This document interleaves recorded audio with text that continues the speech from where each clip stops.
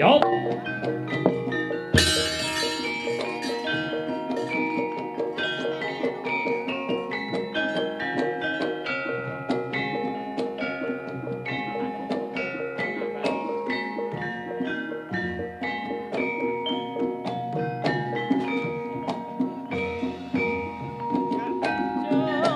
Yo.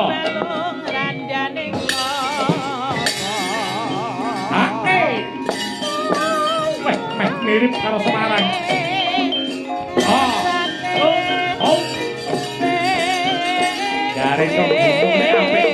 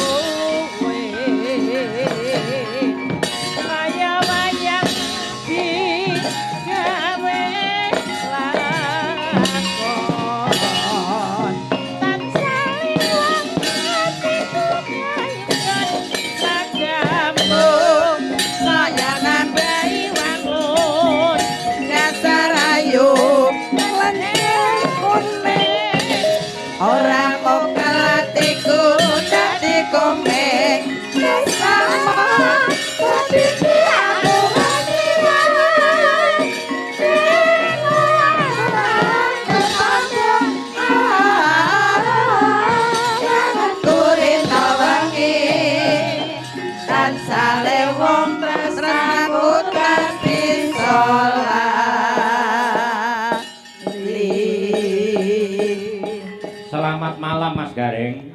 Wilujeng dalu Mas Alek, Mas Sangi, Mbak Limbu. Nggih. Terus pundi kabaripun? Alhamdulillah nggih nikakne jenengan wong gunung kita ora masalah pinaringan seger waras, Mas. Nggih. Gunung niku wonten tegese kok, Mas. Gunung niku nunggal rasa. Nggih, gunung niku tegese guru sing dunung. Leres. Nggih. Kados teng mriki. Pripun? Kados beliau Mbah Sono Kling niku kan nggih guru sing dunung to niku nggih. Nggih.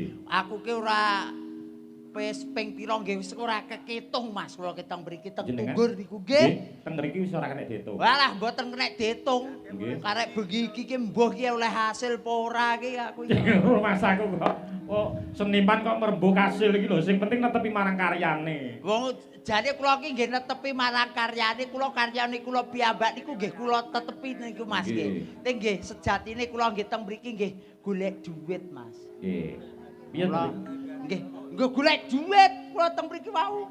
Jadi jenengan celorengan kaya ngene nggih golek dhuwit. Golek dhuwit. Upama duwe dhuwit ning ora duwe sedulur pripun jenengan? Kula to malah sehat. Lho, kok iso? Lah nggih to kok neman duwe dulur, duwe dhuwit sing penting duwe dhuwit. Ora duwe dulur ora masalah. Ora masalah. Ora masalah. Dadi dulur karo dhuwit abot? Nggih, dhuwit. Wah, iki jenengan iki ora ngerti agama, Mas. Lah kok mboten ngertos agama pripun to? Wong niku nyambut gawe sing ikhlas lahir kelawan batine. Perkara rezeki sing kei sing gawe urip. Sing gawe enek urip, enek sing uripi, mesti diparingi dalaning urip. Nggih. Lah ngoten lho. Nek cara kula nggih, dhuwit karo dulur niku tetep abot dulur. Jenengan dhuwit karo dulur abot? Abot dulur. Lek kula tetep abot dhuwit.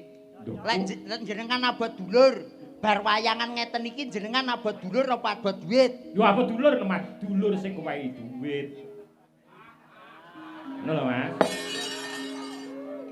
Wong jebule nduke mau gur padha wae ning ngingkil-ingkilan ngantek nyepotne kucir. Lah nggih carane jenengan gagas ngoten nggih. Jenengan matur teng warga masyarakat ing Tunggur. Nggih. Dongakne. Niki nggih kula dongakne muga-muga sedulur Tunggur menika sedaya manggih kawilujengan. Nggih. Kebagas warasan. Amin. Slamet donya. Amin. Slamet akhirat. Amin. Muga-muga sak bibaripun bersih desa sedaya manunggal rasa manunggal tresna ngerti marang budaya ngerti mala sanak lan seduluripun. Amin nggih. Nggih. Wah, Suarane barang mirip ya. Nggih. Semarang ae. Tenan cah gunung kita ora masalah. Nggih. Pokoknya lek riyen niku nyambut damel teng mriku nggih. Nggih. Riyen teng lapangan, kali kula riyen nggih. Mriki. Nggih. Lek kula mriko. Oh nggih. Lek mriki nembe niki kula. Nggih. Lek kula lek biasane ben malam Minggu niku kula teng kidul niku. Teng kidul mriku kula. Napa tanggapan? Alah mboten. Lah napa? Alah ngopi ning Jong Banteng ngono. Saiki kok wis ngerti Jong Banteng bareng to iki. Lah wong kok nggih kali jenengan ngoten lho. Nah, Kok ya rumangsaku. Nggih, Mas. Mang dongakne ngangge nopi bahasa. nggih niki wong ndongakne wong Tunggur niku pripun nggih Mas? Sedaya niku lek dulur Tunggur niku lek arep digawe pribahasa niki sempriki kanggih pun gudanging seni. Oh nggih, leres. Kados Mbah Dukuh.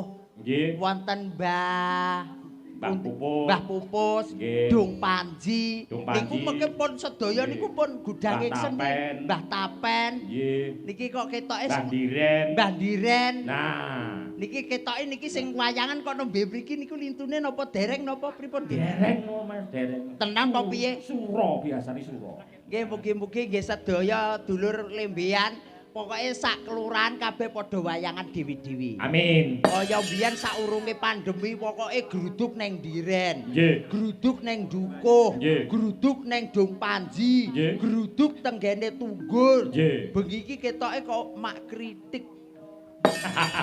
Ah nggih. Anggaran saking pemerintah menika dipun potong 500, Mas. Nggih. Nggih. Damel napa, Mas? Hah? Lha kok 500 men ku lho. Padahal aku rene gur 750 tak dijukuk 500 rek kalek 250. Oh, mangsa 500 wae yuta kok. 500 Mula mangsawang balurah-balurah niku lak sami pusing. Nggih. Rahayune pembangunan wis rampung, Mas. Tunggur semanten ugi pembangunan luar biasa. Rahayune wis rampung. Ngendikane Mbah Lurah iki ana dana ya kuwi mau wujude gedung merah putih. Nggih. Elok ta. Nggih koperasi. Koperasi. Dadi ya terus wayangan. Nggih. Tenan kok ya kabeh saiki ning nggone negara Indonesia iki dimakmurne Mas. Nggih. Arep pengin tetukon sing cedhak, sing berkualitas, sing murah ya wis dienekne koperasi. Nggih. Bocah esuk awan komplikian biyen dadak gawakne sangu saiki wis eneng MBG. Nggih. Mula enek bocah sing kurang mampu ya wis disokong saka pemerintah. Mas. Nggih, nggih, pripun? Sing sowan mriki mboten ngemungake piyai Jawa kok, Mas. Nggih. Nggih. Leres. Nggih, niki malah wonten piyai saking Sulawesi, Mas. Sulawesi. Saking wah, iki kula tepangke. Dalu niki wonten to? Oh, wonten. Wonten. Nggih, dijumenengke nggih. Nggih, monggo. Ya, Monggo. niki, Mas. Monggo, Ya. monggo. Aja diplerai, Cok. Yo. Monggo. Ya, kok tenan ada. Monggo, Pak Elda.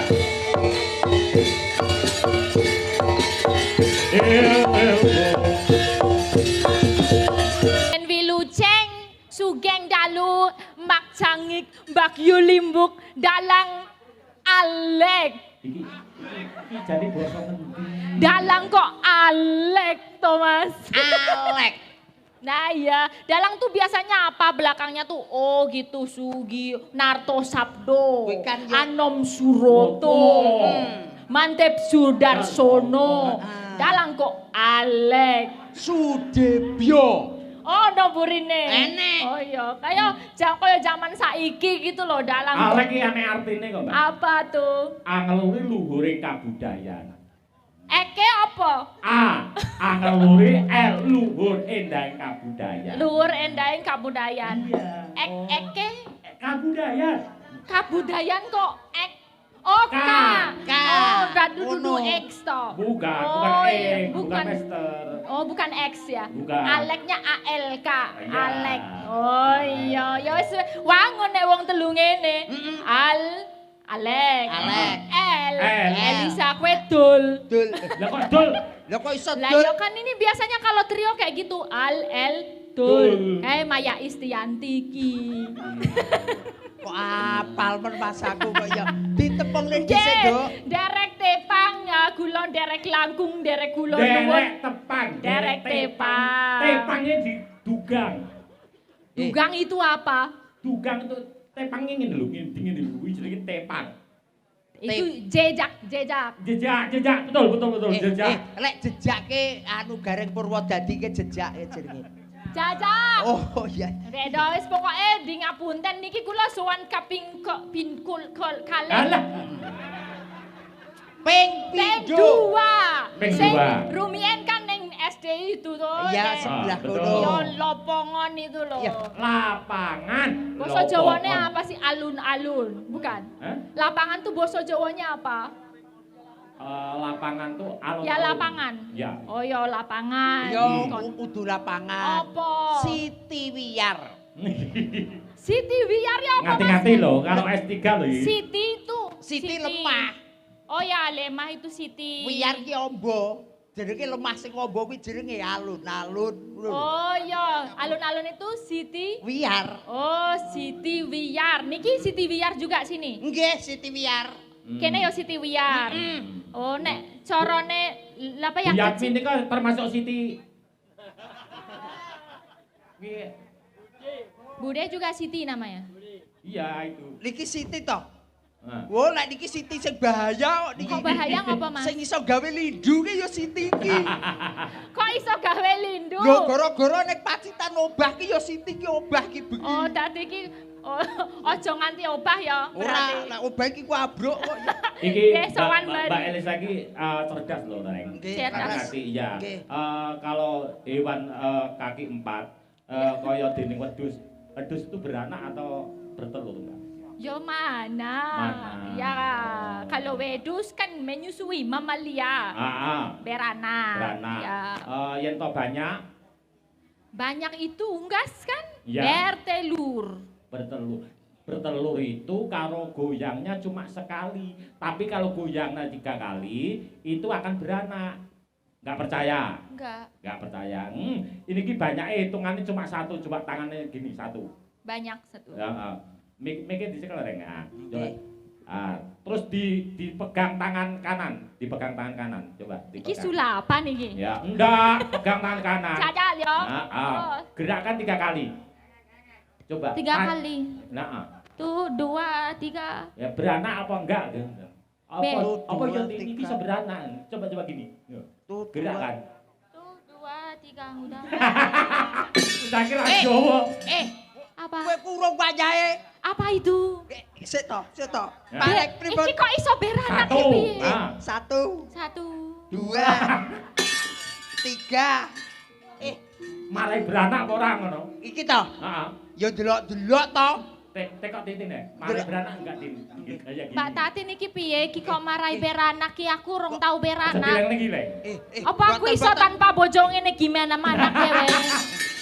Mik. Manake piye? Ajar. Kok yo ngene kok iso Siji. marai manak kuwi lho.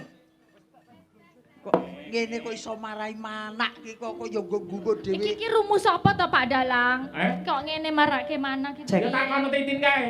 Mbak Tati. Jenengku ki Tatin. Mbak Tatin. Titan Titin kaya wis kenal-kenal lo. Aku kenal nek megah kok aku sampean. Kenal kok salah. Aku megah masalahe. Pegang apa? Tatkalane ndek ben nika jenengan dalam lah Yogya.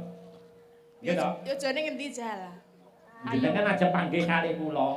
Ning jenengan napa niku langsung ditempel. Kula ndak mau. Maksudnya? Lah maksudnya pripun lho jenengan panggih kali kula langsung ditempel lah mau kula. Lah Kowe ngejak ketemune ditempel. Ditempel aku mau. Kamu nggak mau Ndak ditempel? mau. Kaya wong lanang apa petuk tatin kok ditempel. Wala yo, langsung. wah iki pedos. Iki ki ketemu aku lagi pisan Ditempel itu nyeluk si jeneng we kleru kok saiki malah ngandak arep ditempeli maksudnya? aku arep takon. Tatin ngendi ayo sing Sik ditempel? aku arep takon. Oh. Yen saka Yogya arep nang Magelang lewat ndi? Muntilan to. Muntilan. Ana jembatan kae jenenge ngendi? Pasar ndi kae? tempel. Pasar tempel. Ngomong. Oh, maksudnya ketemunya nyaluk ning pasar tempel. Yang kedua kali malah saya ngeri meneh. Kok ngeri piye? Tak tanggap ae emoh kok. Mbak Tatin iki mbok tanggap 40 juta enggak mau dia 1 jam. Untuk nyanyi. Gila. Ora sombong to kuwi lho. Iki jane ngandake endi to apa to? Jenengan aku lo calangi ndek ben nika. Heeh. Dicarangi live streaming langsung nyanyi di Parang. Ndak mau to. 40 juta kowe gelem yu. Nyanyi. Ya aku wegah dipanang tugel ndasku. Lho, boten purun to? Ora gelem to? Yo nek diparang ki piye? Ya gelem wae ngopo ora gelem. Iki jane aku ngadeg apa ora iki? Ngadeg. Tolong dicetake lho, engko salah pemahaman penonton streaming Mbak Tatin. Kono. Paranono dhewe. Coba. Sik salaman sik. Nggih. Ben tempel ngene. Lah iki jenenge ketemu ditempel ya iki. Aku teko gasik mau kok. Pripun genahke diparang iki maksudnya piye? Mang anu piyai parang niku lak enten sing ngajeng duwe gawe. Aku tulung calangno Mbak Tatin. Sareng kula calangke jenengan, Mbak, jenengan mau nyanyi di live streaming langsung diparang. Jenengan enggak mau kok. Ya enggak mau jajal nek kowe gelem po. Yo jenenge neng Lembeyan ki sing siji kecamatan Lembeyan, sing loro kecamatan Parang. Ngono lho, sejatine neng kene neng Magetan kuwi ana kecamatan Lembeyan, ana kecamatan Parang. Lah ngopo awakmu kon nyanyi neng Parang kok ora gelem? 40 yuta lho. Lah kata-katane di Parang ora Aku mudeng. Piye? Pak Dalang juga dapat loh. Heeh. Dapat job barusan, dapat telepon aku. Iya. 100 juta mau berangkat enggak? Oh, Dalang. mau. Mau ya? Mau. Dalang di Palu, mau. Oh, modar e. Dalangnya di Palu 100 juta.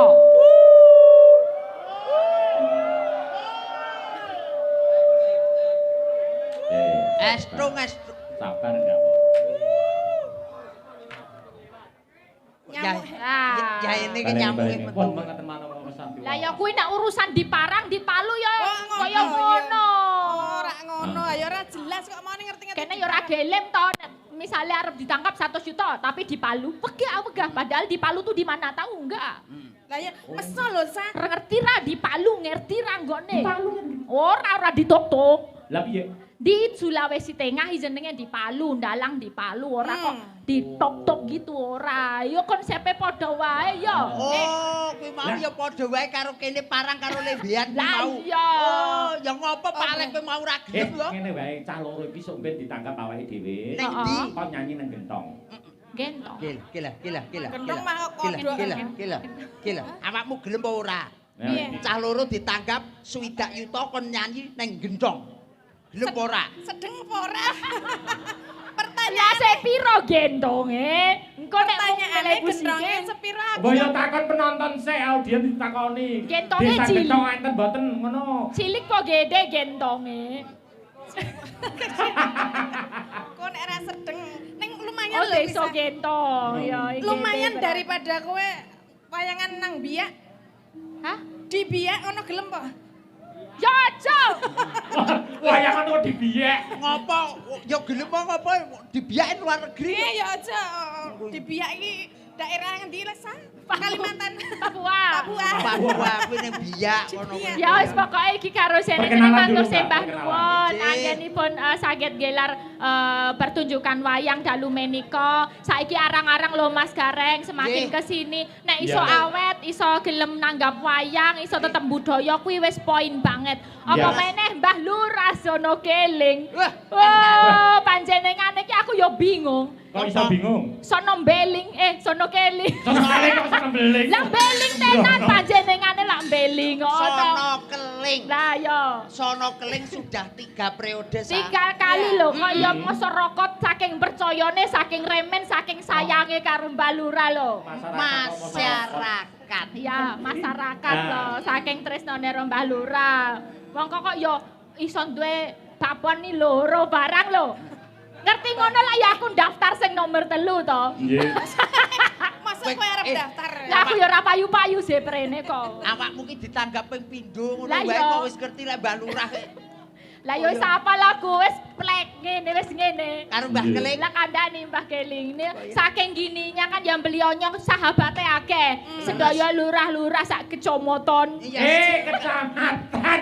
Ya Kabeh iso budek. lembean iki kabeh yo rawuh matur sembah nuwun. Nggih. Nah, yang hadir di streaming juga disapa Mbak Tatin. Ada Iya. yang minta Pak Waris Sugiono minta podang kuning ini. Tadi Iya. ada titipan boten. Hmm. tadi Nggih. dari Mbah Lurah ya pengen naik Lurah, panggung. nggih. Dari Oh, iya. Ibu Bendahara Desa nggih badhe nembang. Oh, Nggih. siap. Jas. Iki pokoke lek dulur lembian kuwi kabeh wayangan kudu gruduk munggah panggung. Kabeh. Komplit niki penggemar Mas Trimo Pratama nggih kepareng rawuh sak CS iki. Oh nggih, Pak Trimo Mbak menika Trimo. penggemar wayang sesungguhnya. Ya, itu. Di mana papan, di mana Ya. tempat wayangan beliau nyusul. Nggih, Mas Asem Rosanto, Mas Bambang komplit. Ije.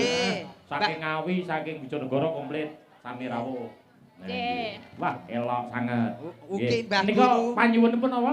Podang Podang kuning, kuning. terus Podang wonten kuning, sesi podang deman kuning. juga. Ya. Monggo mengke dipunaturaken setunggal-setunggal. Ada yang lain, Mbak? Wau nggih enten Gubuk Asmara. Oh, iya. Gubuk Asmara. Heeh. Nggih. Ingkang pundi remiyen monggo Pak Dalang, Pak Alex. Podang Kanggo kuning Ka, mawon. kanggo Ka.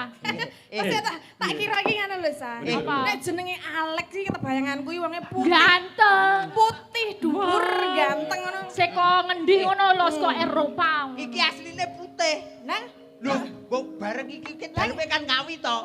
Iki ki nek nggone selipan-selepane gosong dadi rupane. Heeh, asline aku putih. Nggih, Andi sing putih apane genah? Wah, yo ndelik kok. Andi tak delok. Awas aja. Awak modelmu mung kaya bojoku wae yo. Ya tetep ana bedane. Alah ora beda. Piyayi nak ngono wis ora beda, tak turu mesti miring ngorok wis.